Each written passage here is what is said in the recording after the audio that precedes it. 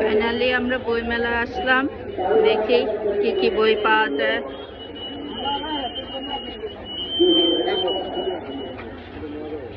আগে যেমন হুমায়ুন আহমেদের বই ছিল, একটা আকর্ষণ ছিল, এখন আমি কোনো আকর্ষণ ফিল করি না। যাই হোক, মেয়েদের কারণে আসা, দেখি কি পাওয়া যায়। বেবিদের বই টই, কার্টুন, এগুলা দেখবো।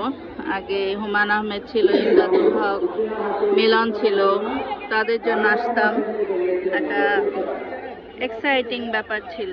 এখন আমি এক্সাইটেড হচ্ছি না।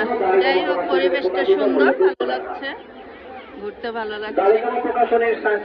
মেলা মেলা ভাব, মেলাই তো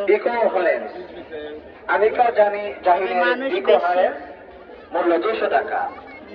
অপ্রত্যাশিত প্রাপ্তি জাহরা নামিরার উপন্যাস দাড়িগামা প্রকাশনী থেকে প্রকাশিত, মূল্য 250 টাকা। প্রশান্তির চাদর রাজিয়া সুলতানের ইসলামিক প্রবন্ধ দাড়িগামা প্রকাশনী থেকে বেরিয়েছে, মূল্য 200 টাকা। আগে কত আসতাম হুমায়ুন আহমেদের জন্য।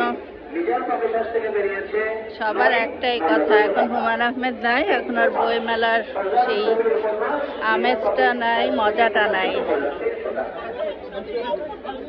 কিন্তু তারপর এত মানুষ, এটাই আমি বুঝতে পারছি না কি কিনতে আসছে, কি দেখতে আসছে।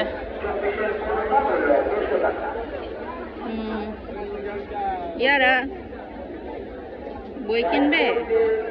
কি বই কিনবে? কার্টুন, ড্রয়িং বই?